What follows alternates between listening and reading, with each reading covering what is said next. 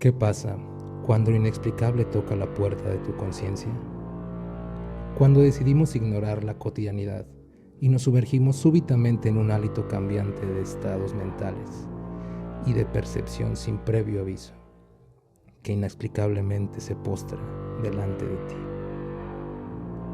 donde lo cotidiano se vuelve entrañable, la muerte parece la única liberación inalcanzable a la mentira que ahora es tu existencia. En cualquier momento y en cualquier lugar donde te encuentres, podrías vivir algo antinatural, el descubrimiento permanente de lo desconocido. Bienvenidos a nuestro video de la semana. En esta ocasión hablaremos de las luces que se encienden solas, platos y vasos que caen al suelo, objetos que se mueven y las energías que se manifiestan de diferentes formas en nuestro plano de existencia. Primero, tendremos la experiencia de Carl Jung en una antigua casa y todas las manifestaciones que sintió. Aparte que conoceremos algunas de sus teorías sobre lo paranormal, tema el cual trataba de manera seria y cabal. Al final, conoceremos al poltergeist de Rosenheim, ocurrido en Rosenheim al sur de Baviera a finales de la década de 1960 y recogido por el parapsicólogo alemán Hans Bender, donde se pudo documentar actividad paranormal por la policía y los ocupantes del despacho donde sucedió el incidente.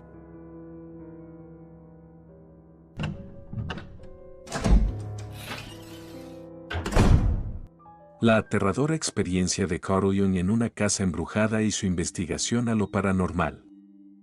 En el verano de 1920, Carl Gustav Jung recibió una invitación para visitar Inglaterra.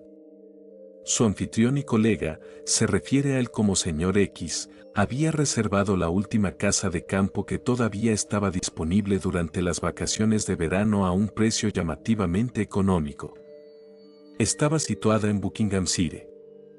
Ambos planeaban pasar los fines de semana allí. Carl Jung tomó la habitación en el primer piso. En la primera noche se sentía agotado y se durmió de inmediato. A partir de la segunda noche, sin embargo, no durmió nada bien. El aire se sentía sofocante y había un olor extraño en la habitación, pero no pudo identificar qué era exactamente, de dónde venía o a qué le recordaba, excepto que había algo enfermizo en él.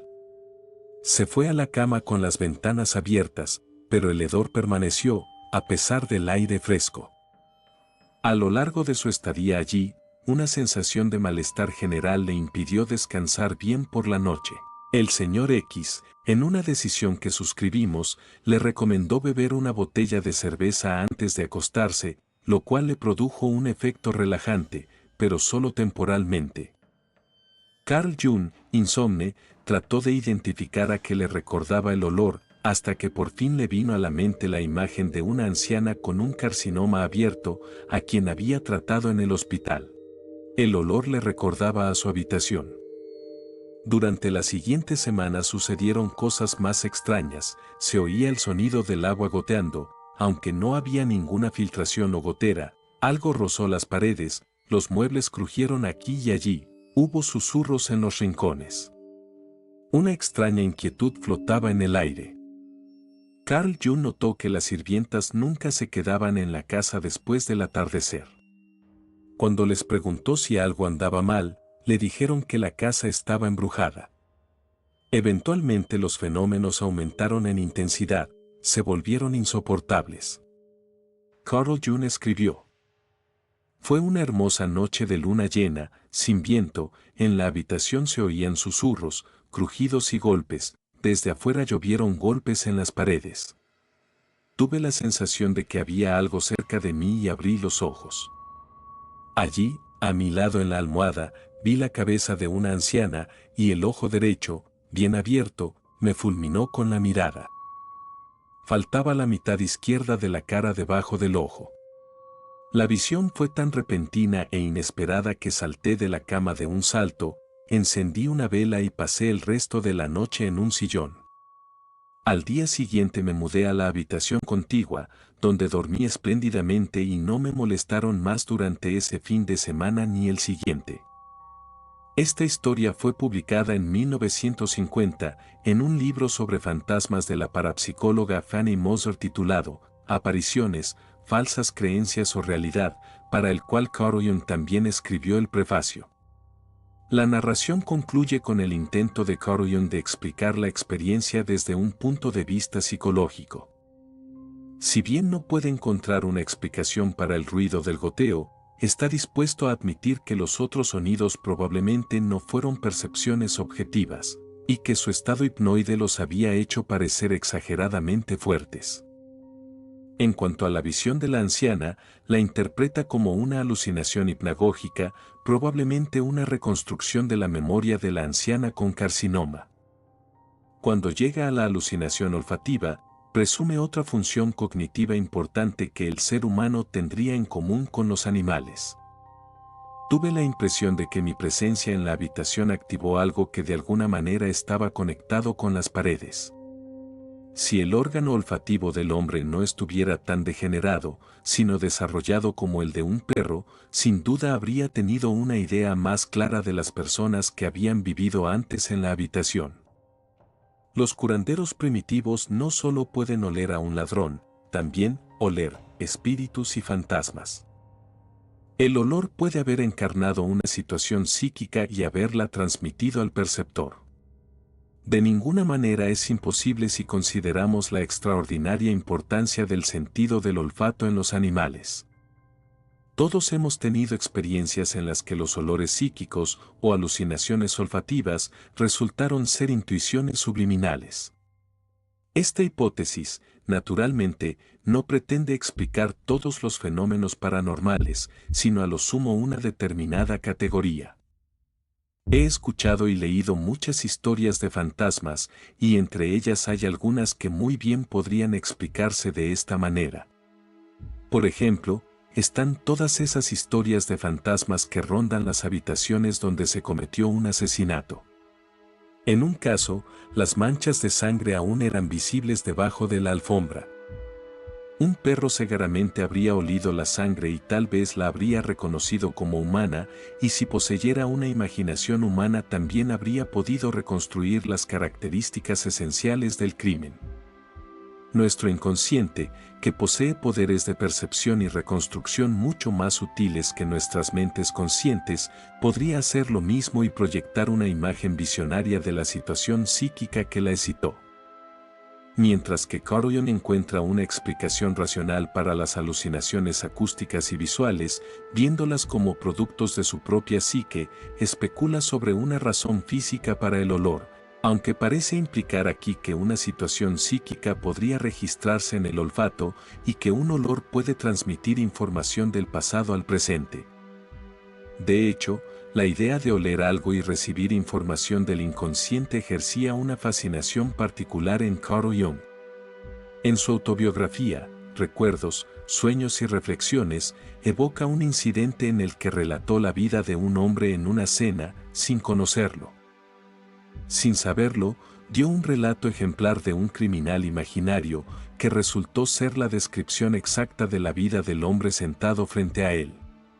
Carl Jung se refiere a esta forma de cognición, hasta ahora no clasificada, como arcaica, y nuevamente, como algo comparable a los sentidos animales. Jung decía: yo también tengo esta naturaleza arcaica, y en mí está ligada al don, no siempre agradable, de ver a las personas y las cosas como son. Puedo dejarme engañar cuando no quiero reconocer algo y, sin embargo, en el fondo sé muy bien cómo son las cosas realmente. En esto soy como un perro, se le puede engañar, pero al final siempre lo huele.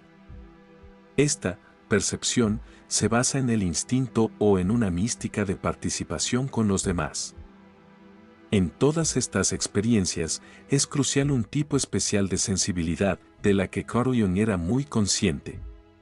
En 1960, un año antes de su muerte, escribió lo siguiente: los fenómenos psíquicos paranormales me han interesado toda mi vida. Habitualmente se presentan en estados psicológicos agudos, emocionalidad, depresión, shock, etc., o, más frecuentemente en individuos caracterizados por una estructura de personalidad peculiar o patológica, donde habitualmente se baja el umbral al inconsciente colectivo. Las personas con un genio creativo también pertenecen a este tipo.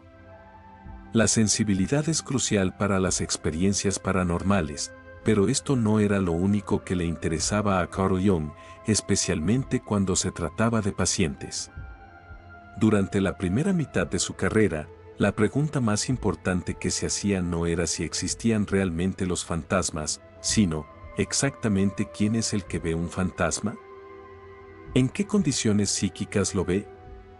¿Qué significa un fantasma cuando se examina su contenido, es decir, como símbolo?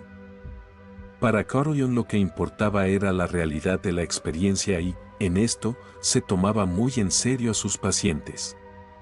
Si bien el enfoque psicológico lo hizo centrarse más en las exteriorizaciones, por ejemplo, proyecciones, llegó a tener dudas sobre esto en la segunda mitad de su vida. En 1947 escribió: "Para ser honesto, ahora dudo que un método y un enfoque exclusivamente psicológicos hagan justicia a los fenómenos en cuestión. No solo los descubrimientos de la parapsicología, sino también mis propias consideraciones teóricas me han llevado a ciertas conclusiones que rozan el ámbito de la física, más precisamente, el continuo del espacio-tiempo. En esto nos enfrentamos a la cuestión de una realidad transpsíquica, que es la base inmediata de la psique. La referencia a la física es una alusión a su concepto de sincronicidad, que desarrolló tras su encuentro con el físico nuclear Wolfgang Pauli. La sincronicidad implica que hay coincidencias significativas y que los eventos pueden estar relacionados de una manera no causal, cuestionando así los conceptos establecidos de espacio y tiempo, una visión que resuena con los descubrimientos de la física cuántica. Después de fracasar en explicar las experiencias paranormales desde un punto de vista estrictamente psicológico, Carl Jung se inclinó cada vez más a proponer una perspectiva completamente nueva sobre la naturaleza de la realidad, introduciendo un nuevo concepto para complementar las categorías de espacio, tiempo y causalidad. Incluso si la sincronicidad es difícil representar en el lenguaje debido a su naturaleza abstracta, no es una visión filosófica, sino un concepto empírico que postula un principio intelectualmente necesario. La sincronicidad atribuye al cuerpo en movimiento una cierta propiedad psicoide que, como el espacio, el tiempo y la causalidad, forma un criterio de su comportamiento. Debemos abandonar por completo la idea de que la psique está conectada de alguna manera con el cerebro y, en cambio, recordar el comportamiento significativo o inteligente de los organismos inferiores, que no tienen cerebro. Aquí nos encontramos mucho más cerca del factor formal que, como he dicho, nada tiene que ver con la actividad cerebral. Al parecer, Carl Jung habría cuestionado el enfoque actual de la neurología para explicar las realidades psicofísicas. A diferencia de Sigmund Freud, no creía solo en un inconsciente singular, sino en al menos dos aspectos diferentes del inconsciente. Distinguía entre el inconsciente personal, que es único en cada individuo, y el inconsciente impersonal, más conocido como inconsciente colectivo, que es compartido por un grupo, una nación o, de hecho, por todos los seres sintientes, no solo por los humanos. Aunque siempre insistió en ser un científico y empirista, Carl Jung parece haber contemplado la posibilidad de un mundo invisible de sustancias y energías sutiles que la psique prerracional puede percibir y, a su vez, que también pueden ser afectadas por la psique, como sugiere el concepto de sincronicidad. Las ideas de Carl Jung sobre los fantasmas no están claramente delineadas. Sin embargo, lo mismo podría decirse de muchas otras de sus ideas, lo cual puede ser frustrante para el científico acostumbrado a trabajar con definiciones y axiomas. Más allá de esto, Carl Jung estuvo interesado en el ocultismo a lo largo de toda su vida y abordó el tema desde muchas perspectivas diferentes. Sus propias experiencias con lo oculto comenzaron a una edad muy temprana. De hecho, había varios psíquicos en su familia, entre ellos, su madre, Emilie Preiskerk, que dejó un diario en el que registró sus experiencias paranormales. De niño, Carl Jung experimentó visiones y apariciones. Especialmente durante la crisis después de su ruptura con Sigmund Freud, se vio abrumado por visiones, registradas en el Libro Rojo, de una Europa ensangrentada, aunque no supo qué hacer con ellas hasta que estalló la guerra. Hacia el final de su vida, tuvo una inquietante visión de los últimos 50 años de la humanidad, que nunca se publicó y solo existe en las notas de su hija. Por otro lado, su asistente, Marie-Louise von Franz, cuenta que Carl Jung tuvo otra visión en la que vio enormes extensiones del planeta devastadas. El espiritismo había estado de moda en el siglo XIX y Carl Jung estaba muy interesado en él. Sin embargo, también ridiculizó la epidemia de mesas parlantes que se había extendido desde los Estados Unidos a Europa. Para su doctorado, titulado Acerca de la psicología de los llamados fenómenos ocultos, realizó sus propias sesiones con su prima, Hallie Presswork, quien se desempeñó como medium. A lo largo de toda su obra hay comentarios muy ácidos contra la arrogancia cartesiana, racionalista y materialista, y estaba particularmente molesto por el hecho de que los científicos descartaran los fenómenos paranormales simplemente porque no podían explicarlos. Aunque era plenamente consciente del hecho de que la escena espiritualista estaba poblada de charlatanes. No obstante, habiendo considerado el fenómeno de los fantasmas desde tantas perspectivas diferentes, Carl Jung no llegó a una resolución de su análisis del tema.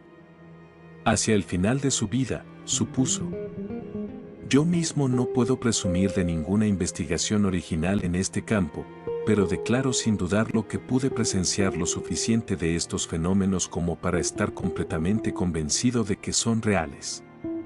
Sin embargo, no puedo explicarlos y, por lo tanto, no puedo decidir sobre ninguna de las interpretaciones habituales.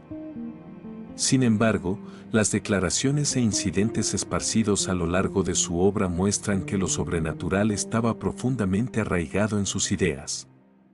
Para Carl Jung, las cosas eran complejas porque permanecía abierto a ideas que desafiaban la cosmovisión cartesiana de la ciencia.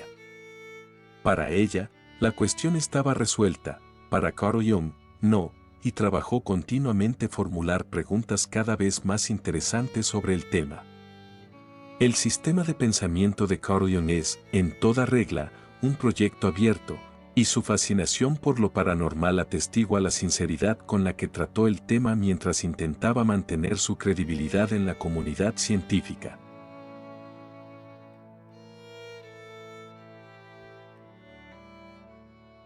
El poltergeist de Rosenheim es uno de los grandes casos de la historia de la parapsicología. Los fenómenos que tuvieron lugar en 1967 desconcertaron a especialistas de todo tipo y no obtuvieron una explicación clara. Fue en agosto de 1967, en el número 13 de la Königstraße, en Rosenheim, Alemania. Allí, en el bufete de abogados de Sigmund Adam, la normalidad hacía días que había comenzado a resquebrajarse. Al principio, los empleados no le habían dado demasiada importancia. Algunas llamadas en las que nadie respondía, ruidos e interferencias en las comunicaciones, una luz que parpadeaba o se apagaba. Sin embargo, la situación fue en aumento. Los empleados afirmaban haber visto moverse pesados armarios y archivadores, como si una presencia invisible los hubiese empujado. Los problemas en las comunicaciones no solo persistieron, sino que se multiplicaron. Algo extraño ya que la centralita era reciente y estaba a cargo de Siemens.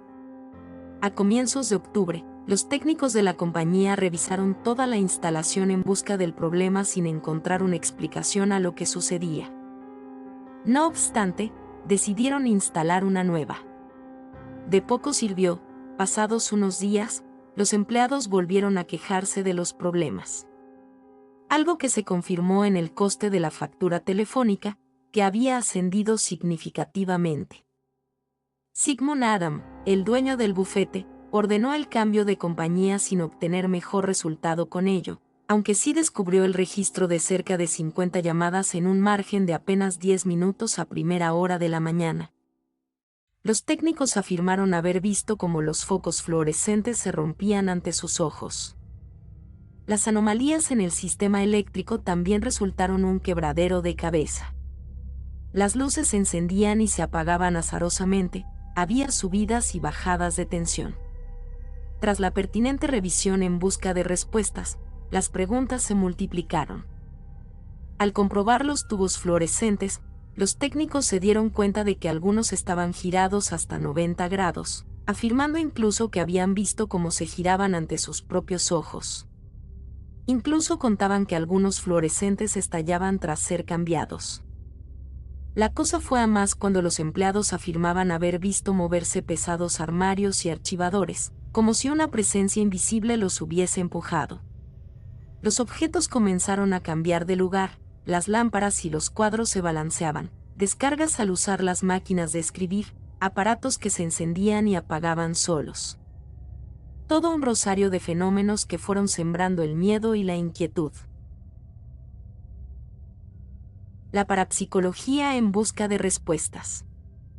Ante el desconcierto y la falta de respuestas claras que acabasen con el problema, Sigmund Adam decidió poner el caso en manos del Departamento de Psicología y Áreas Limítrofes, dependiente de la Universidad de Friburgo de Brisgovia, responsabilidad del Dr. Hans Bender, uno de los padres de la parapsicología alemana. Tras una visita inicial al bufete a finales de 1967, Bender cogió las riendas del caso. Formó una comisión de estudio con miembros del Instituto Max Planck de Múnich, como el físico Freiburg Karger o Gerhard Sicha, profesor de la Universidad Técnica de Múnich. Lo primero que hicieron fue estudiar posibles anomalías en la instalación eléctrica, estableciendo posibles causas para explicar lo que sucedía. Ninguna de ellas pudo explicarlo convincentemente. Los fenómenos habían comenzado poco después de la incorporación de la joven secretaria de 19 años, Annemarie Schaberl. La prensa de la época no pudo dejar pasar un tema tan sugerente y dio buena cuenta de lo que sucedía en el bufete de Sigmund Adam. Cuando adquiere dimensión mediática, hay quienes mantienen que todo es un fraude orquestado por unos trabajadores descontentos con su jefe que solo querían tomar el pelo y fastidiar. Aunque los fenómenos descritos se pueden replicar, algunos exigían esfuerzos extra como el tema de las bombillas, situadas a casi 2,5 metros de altura. La hipótesis del fraude tampoco resultó satisfactoria. Desde su entrada en escena, el equipo de Hans Bender llevó a cabo un exhaustivo registro de lo que ocurría, contabilizando hasta 40 testigos de los extraños fenómenos.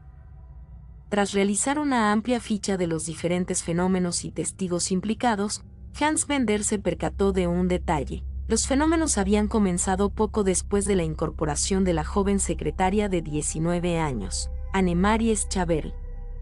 Además, cualquiera de los fenómenos se producía solo cuando ella estaba presente en el edificio.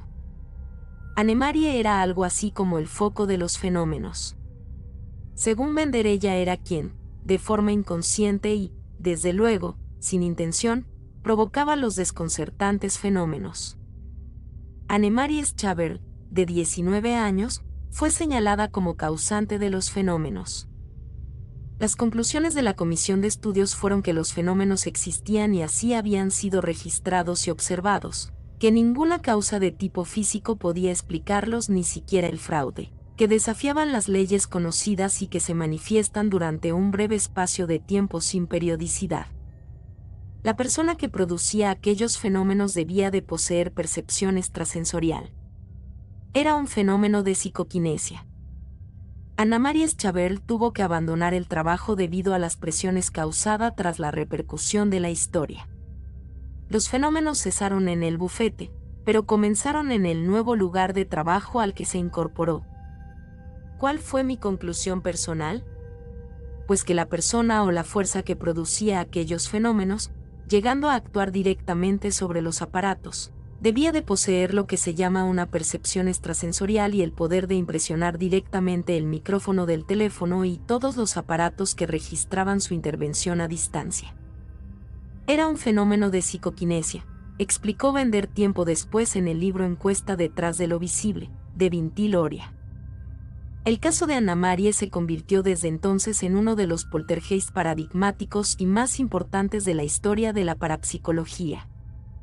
Descartado el fraude, hay quien defiende que los poltergeists están asociados a momentos de estrés o emocionalmente complejos, en los que determinadas personas canalizan de forma inconsciente una energía capaz de provocar anomalías electromagnéticas o episodios de psicoquinesias.